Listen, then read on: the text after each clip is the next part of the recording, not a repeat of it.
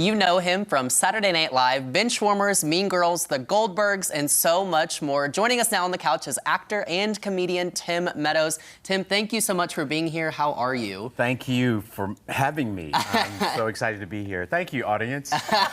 We're excited to have you in Springfield. Okay, so I'm always curious to know, like, how did comedy start for you, or what were your early beginnings in your career like?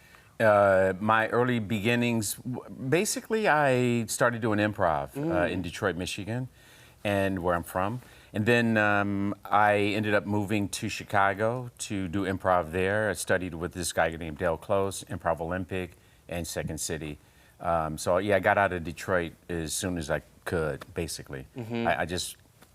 I just wanted to leave. Yeah, yeah. I mean, I feel like for a lot of us, that's like a sense we have a little bit, is like you kind of want to leave home and just see what you can do, you know? So now speaking of leaving home and seeing what you can do, you went as far as SNL, which for a lot of people is kind of like as far as you can go in a way, you know? It's just like such a big deal. So for you, what was your experience like on SNL? And what was, I'm always curious to know, what was like your favorite role you had to play on the show?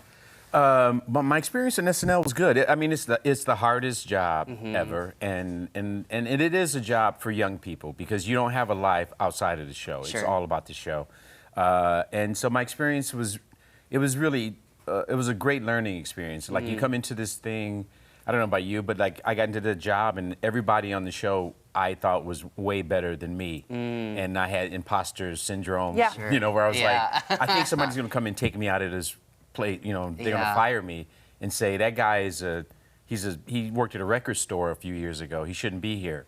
And so it was fun. I learned a lot. You know, like when you work with people that are much better than you sort of, you know, it's like playing tennis. You get better. You know, and yeah, it was I think the thing that I really enjoyed the most was the rewrite meetings where all the writers would sit around and punch up the sketches and stuff.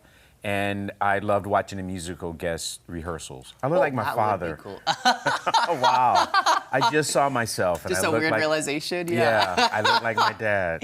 That's amazing. Well, I just want to ask, based off that, what was an outstanding musical guest that you just remember feeling like, this is crazy that I'm seeing them perform right now? Tina Turner was the very first time I was like, pinch me, somebody, because I can't believe I had seen her since I was a little kid. So it was really fun, and she was beautiful and energetic and really nice and said hello to me and stuff. David Bowie was somebody that I had heard of and liked, but you know, and I knew his music and stuff. But then I saw him on stage performing at SNL, and I was like, oh yeah, this dude is really good. Yeah, so many legends there. Yeah, that's incredible. Paul McCartney was great to see. And there was a lot. There was a lot. Color Me Bad. I don't know if you remember that. That is spectacular.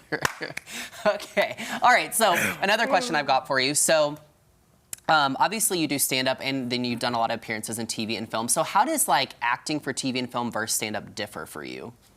Acting with how is it different? Well, TV and films, it's a different level of acting, a different level of energy, and it really, you rely on a director most of the time to sort of guide you along. I have a movie that I can actually say it's coming out later this year. It's in the Toronto Film Festival this year. It's called Dream Scenario with Nicolas Cage. Oh. And yeah, see? Cool. Nick Cage, everybody Big time. But when I did that movie, I had come from doing the Goldbergs like the week before. And so when I got on set, I was still sort of TV acting, which is a little bit bigger and a little bit more direct. And the director just pulled me to the side and he just goes, less, just less. And I was like, okay, less, okay. And so I started being more, because my scenes were all with Nicolas Cage. So I began to just talk more instead of acting. And so that's like the biggest difference. And with stand-up, it's all me. I think if you want to know who I am, that's who I am. I was going to say, is stand-up more like you, or are you playing a version of yourself for stand-up?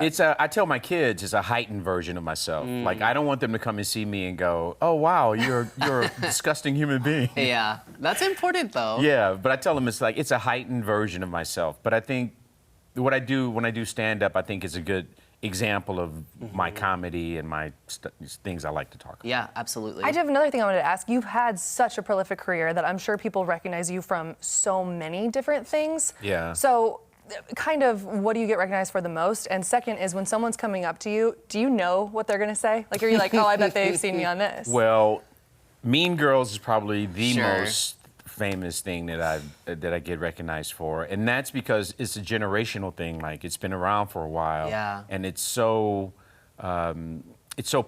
personal film for women, especially. You watch it, and I never have men come up and go, "Oh, I saw you in Mean Girls." And just like today when I came in, your cameraman was like, "Hey, you were in the Even Stevens movie." I'm like, yeah, that was like 20 years ago. I did it just because had nothing else to do, Yeah. but it's a good example of this.